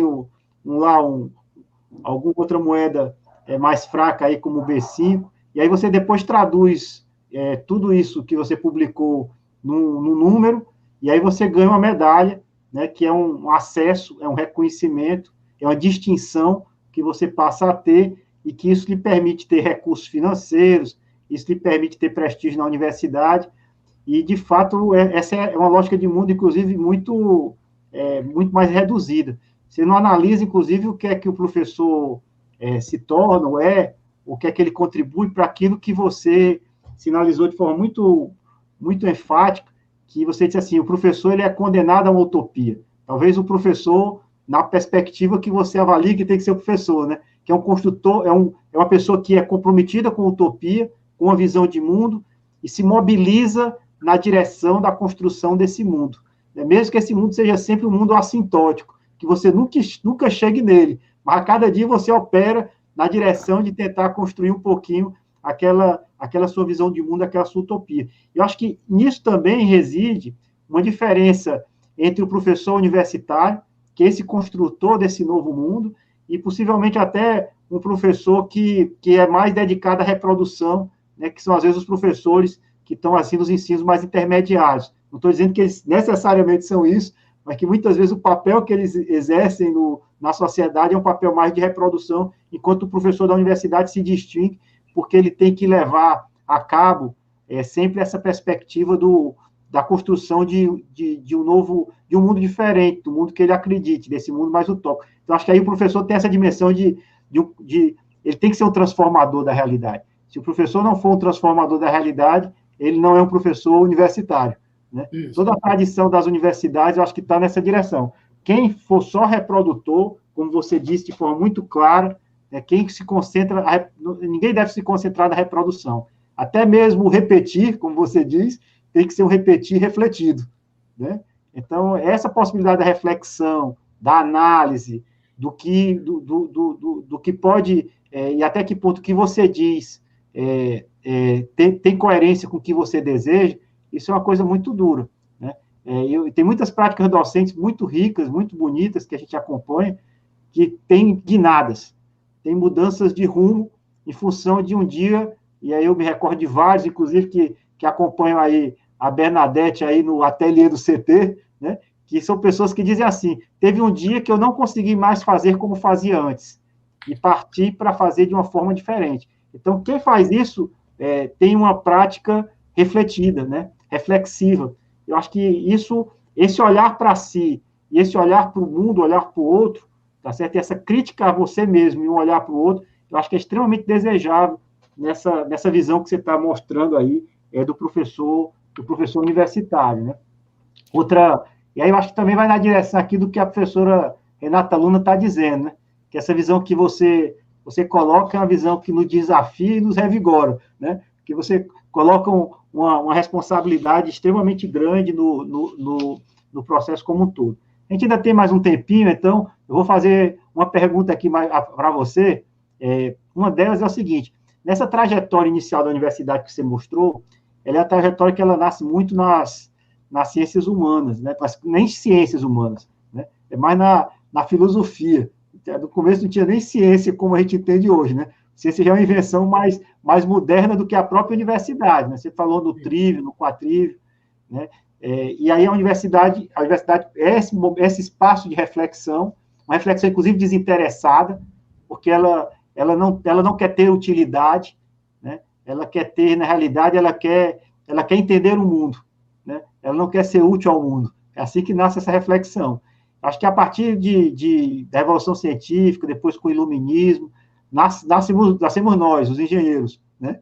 E a gente nasce junto com essa civilização que se coloca, civilização capitalista, né? Para usar aqui um termo que já foi utilizado pelo Conder Comparato, civilização capitalista. Então, a engenharia nasce com essa civilização capitalista, tá certo? A tecnologia antes não era uma tecnologia impregnada de ciência, passa a ser impregnada de ciência agora depois. E a gente depois começa a ocupar essas áreas mais tecnológicas, o espaço dentro da universidade. E aí eu acho que essa é uma pergunta, né? Em certa medida, algumas áreas do conhecimento começam a colonizar a reflexão universitária, notadamente ligada às ciências básicas. Tem também, tanto que alguns filósofos, né? Estou pensando aqui até no Karl Popper, né? Começa a definir o que é científico e o que não é científico a partir de um critério que é um critério muito vocacionado para o olhar das ciências básicas da natureza, né? Nem se a biologia consegue, a astronomia consegue fazer o que o Popper dizia do falseamento, né? Mas assim, é um olhar que algumas áreas, inclusive da universidade, não são consideradas nem científicas, e por não serem nem científicas, elas terminam não tendo o mesmo valor e nem tendo o mesmo prestígio acadêmico das áreas científicas. Isso que eu estou lhe construindo é o seguinte: existe um tensionamento na universidade, né? Entre essa universidade que talvez queira a autonomia e a discussão, e essa outra dimensão, que é uma dimensão mais utilitarista, mais pregada, mais aderente, talvez, a essas demandas de reprodução do próprio sistema social que a gente tem hoje. Como é que a gente consegue, teria alguma estratégia, alguma possibilidade que você fala, até na questão da administração da universidade, tem uma capacidade até de quebrar um pouco esses losses, né, que vão existir dentro da universidade, criar aí um ambiente comum mais amplo, que conseguisse fazer com que as engenharias refletissem um pouco mais sobre o homem e o mundo, e entendesse a natureza e a sociedade como existindo uma unidade na diversidade. né, e a própria Humanas também conseguisse enxergar esse movimento mais de transformação tecnológica, que é tão importante hoje na sociedade contemporânea, com a quarta revolução industrial e outras coisas mais. Então, como é que fica isso? Qual é o espaço dessas áreas da tecnologia nessa universidade que foi criada no início aí no século XII, tá certo? E foi completamente transformada hoje, quase, em alguns lugares, sendo pressionada até ser um instituto de pesquisa. A universidade é um instituto de pesquisa com o diretor central, que dá ordens, né? Então, é uma coisa muito estranha. Eu queria que você comentasse um pouco isso. Bom, Assis, assim como eu escuto muito as pessoas no senso comum falar de filosofia de vida, né? A minha filosofia de vida, e eu claramente entendo que elas não estão falando de filosofia no sentido que eu entendo, sendo eu da área de filosofia. Eles estão falando de outra coisa, né? Estão falando de visão de mundo, né? E usa a palavra filosofia de vida. Da mesma forma, eu acho que universidade hoje é uma palavra que está sendo usada para muita coisa que não é universidade, certo? Ou seja, quantas universidades corporativas a gente tem visto por aí com esse nome? E aí você é uma estratégia que provoca esquecimento, sabe? Verdadeiramente na função da universidade, no papel emancipatório da universidade. É uma grande preocupação. É por isso que eu acho que nessa oportunidade, por exemplo, de hoje, eu estou tão fortemente batendo na tecla de que a universidade só é universidade se ela for uma universitas, um conglomerado de pessoas que se reúnam para instituir um ambiente livre para pensar, para comunicar, para aprender, né? para projetar e tudo mais. Sem isso, né, a universidade não é universidade. Então, veja, só pegando um pouquinho do que você falou antes, se a gente não quebrar a lógica perversa e não fizer inclusões, a universidade, ela cada vez mais voltará a ser uma instituição de elite. Por exemplo, fomento, né? Áreas de fomento. Quando você vê que as políticas são de valorizar simplesmente o A1, a publicação A1, tá certo? E os recursos cada vez mais vão chegar para quem tem A1, é obviamente que isso é um funil, né? Ou seja, você está excluindo ou está deixando de fomentar, né, aqueles que não tiveram oportunidade para chegar no B4, no B3, né? Ou seja, é preciso ter fomento, é preciso você valorizar quem produz, você valorizar quem tem já o senhorio, mas é necessário valorizar quem está começando também, né? Da mesma forma, são as áreas de pesquisa, né? Até que ponto as áreas de pesquisa sobre as quais a universidade está debruçada são áreas que estão voltadas para resolver os verdadeiros e grandes problemas da sociedade? Não são, não são, né? Ou seja, mais uma vez, são áreas seletivas, né, que respondem à civilização capitalista, como você chamou a atenção, né, ao interesse de ganhar mais de alguns, né? Então, assim, tecnologia a gente tem para abastecer, né, bem de água, de comida. A gente tem tecnologia para atender, né, a moradia de uma forma mais eficiente, mais barata, sei lá, né? Mas isso não é estimulado, né? Então, na verdade, essa lógica que você falou, que é uma lógica perversa, ela é uma lógica que detona com a universidade, né? E a universidade vai ficando refém cada vez mais deste produtivismo e o pior de tudo, o mais doloroso, é quando as vozes que gritam sobre isso passam a ser vozes de dentro, entendeu? Ou seja, aí é o mais perigoso. Por exemplo, do ponto de vista da gestão, tá? Isso que a gente está vendo acontecer no Brasil em relação à escolha dos reitores. Né? Enquanto você bombardeia a universidade de fora, ela consegue se resguardar e ela consegue reagir. Mas quando você cria uma estratégia para bombardear ela de dentro, aí você de fato está fazendo a correr risco de desistência ou de deixar de existir. Né? E essa é a estratégia que foi usada recentemente, que está sendo usada. Né? Ou seja, você pega as próprias vozes de dentro da universidade que não compreendem a importância dessa instituição ser livre, dessa instituição ser autônoma, dessa instituição ser capaz de tomar as rédeas da sua própria existência. Né? Pessoas de dentro fazendo isso é um problema que talvez a gente não tenha clareza da solução. Né? A gente não está preparado para isso. Né? Então, de início, seria isso. Eu acho que a gente tem, sim, a gente tem que, e a palavra que eu usei como mote para te responder, é a inclusão, sabe? Eu acho que a universidade ela precisa cada vez mais se utilizar de estratégias de inclusão para não sucumbir ao elitismo, sob pena de se tornar um centro de excelência, né, e ser aplaudida por ser centro de excelência, mas não é a universidade. E enquanto centro de excelência, daqui a pouco, né, a gente vai perceber, vai sentir falta dessa instituição que nasceu para ser guardiã da liberdade, guardiã da razão, guardiã da criticidade, guardiã da emancipação, guardiã do sonho, guardiã da utopia e tudo mais. É preciso, no dia do professor, a gente usar essas palavras, Assis.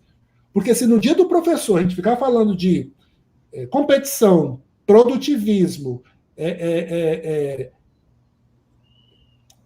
palavras, né, mercadológicas, que são fortemente difundidas, né?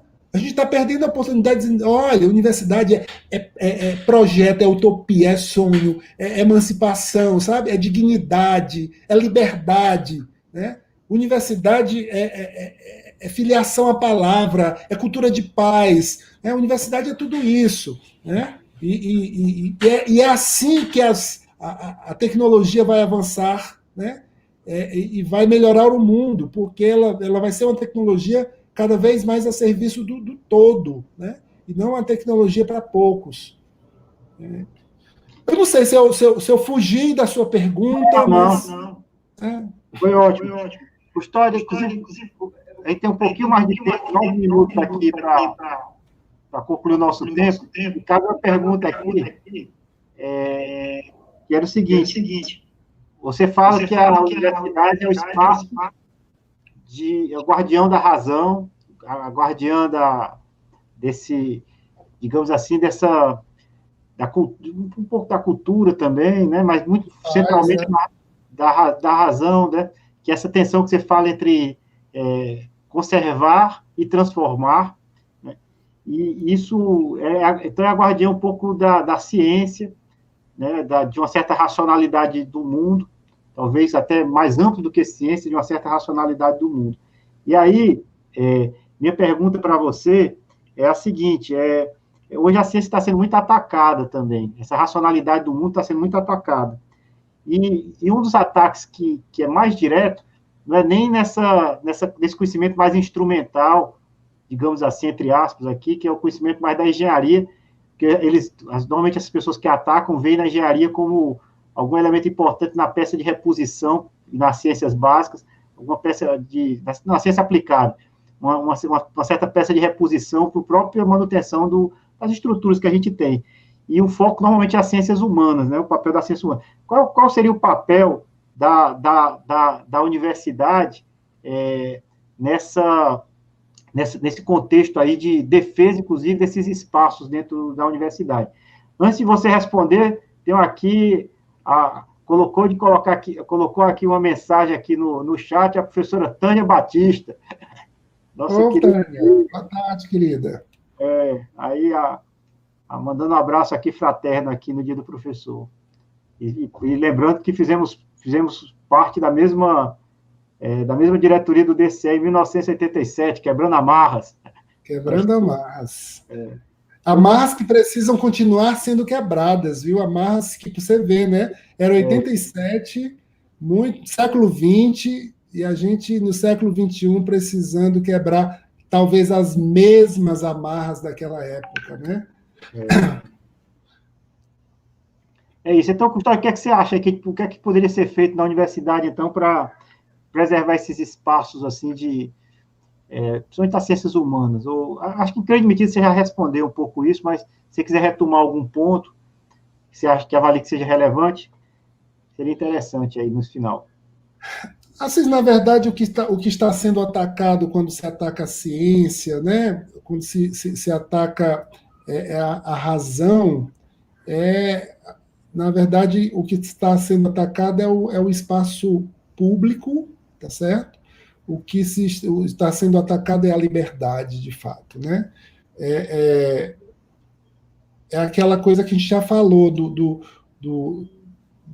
privado, né? Querendo ocupar um espaço que é o espaço público. Então, eu acho que a universidade, e nós temos mais ainda essa incumbência, essa missão, enquanto universidade pública, ela precisa bater na tecla da expansão do espaço público, sabe? Então, primeiro, a partir dela mesma, se colocar em defesa de uma educação pública, né? de uma educação includente, de uma educação que possa valorizar a diferença. Então, sem isso, a gente não vai para lugar nenhum. Sem isso, a gente vai deixar avançar a xenofobia, a homofobia, né, os sexismos, os racismos, né, tudo aquilo que é estreito, né, a gente vai deixar avançar as teses terraplanistas, né, a gente vai colocar em dúvida as proposições científicas, tá certo? Muitas vezes em nome até da liberdade de expressão, né?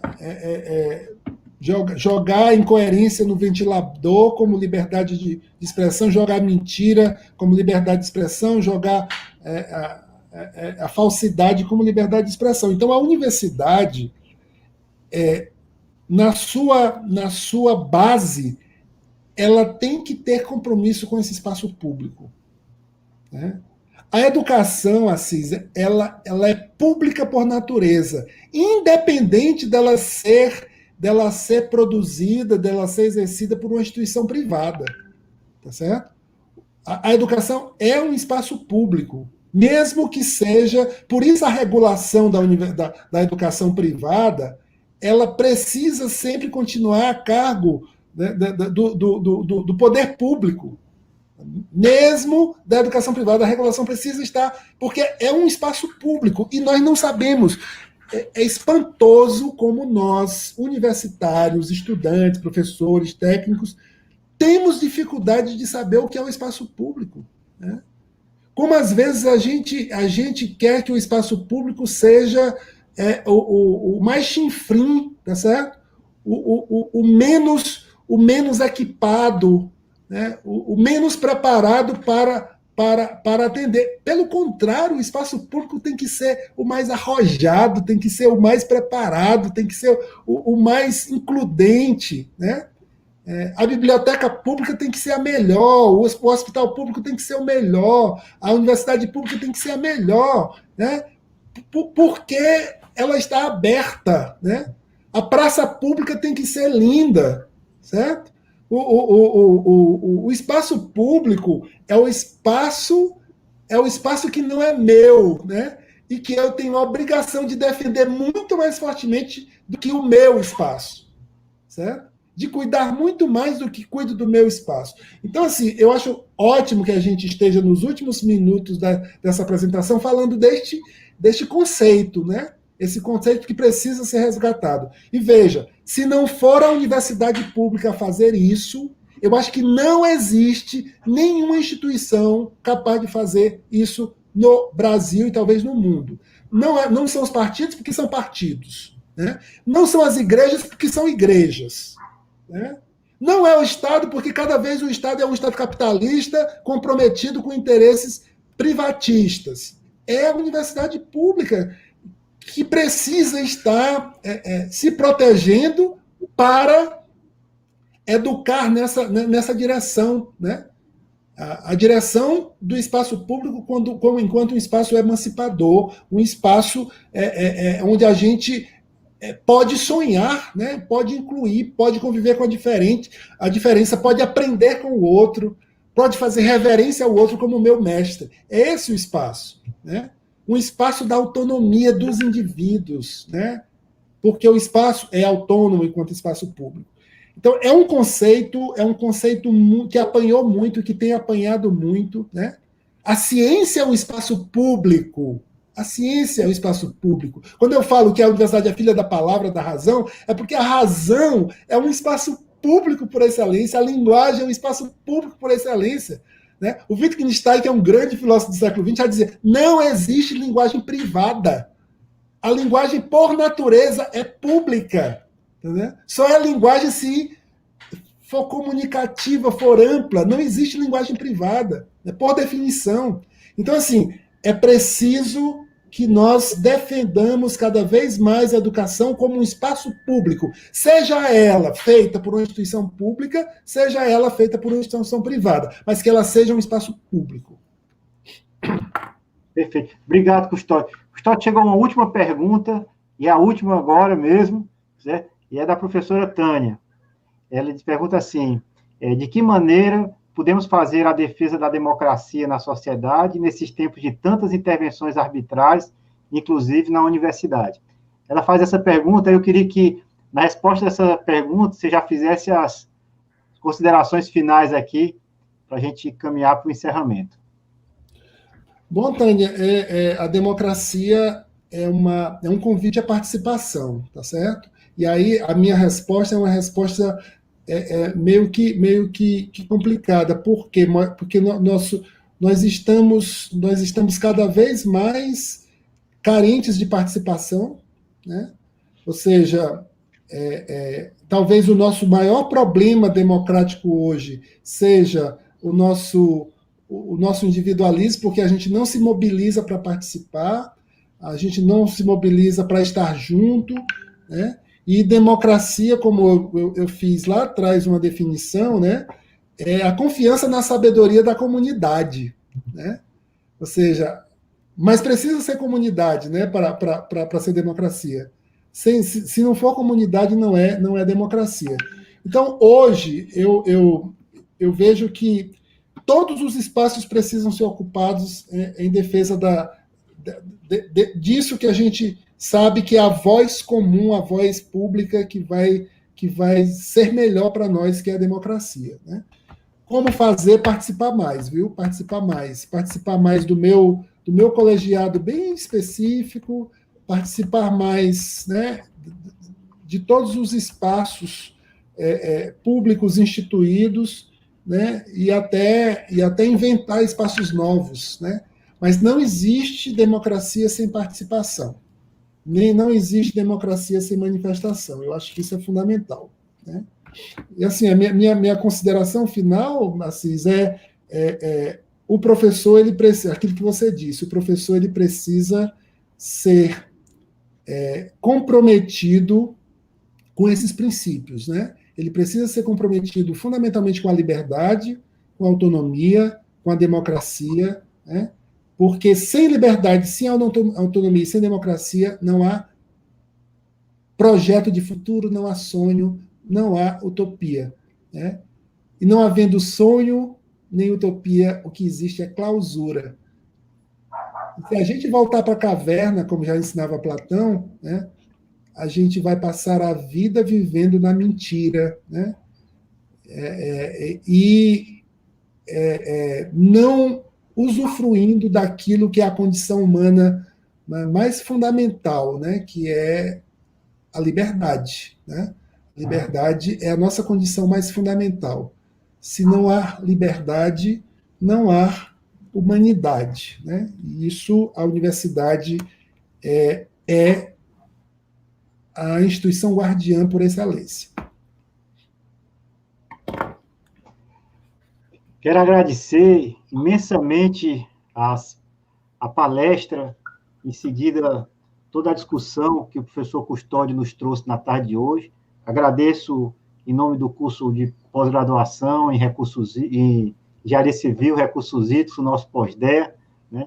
Especificamente na nossa disciplina de estágio à docência, muito rica, né? Eu acho que nós comemoramos de forma muito bonita esse dia 15 de outubro, né, dia do professor, e eu anuncio que no dia 29/10, às 14 horas, nós continuaremos esse ciclo de palestras, e teremos como palestrante a professora Bernadette Porto, a professora Verônica Castelo Branco e o professor Estevão Fernandes, né? Nós vamos ter esse ciclo de palestras, vai acontecer no dia 29/10 às 14 horas.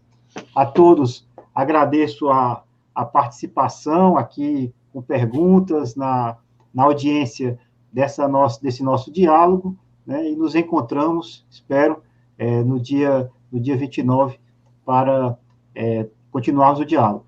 E, de novo, novamente, tá certo, de forma enfática, muito obrigado, professor Custódio. Muito obrigado, professor Assis, pelo convite, pela oportunidade de estar, sim, né, como professor no Dia do Professor. Muito obrigado. Obrigado. Então, encerramos agora. Obrigado, pessoal. Deixa eu ver aqui.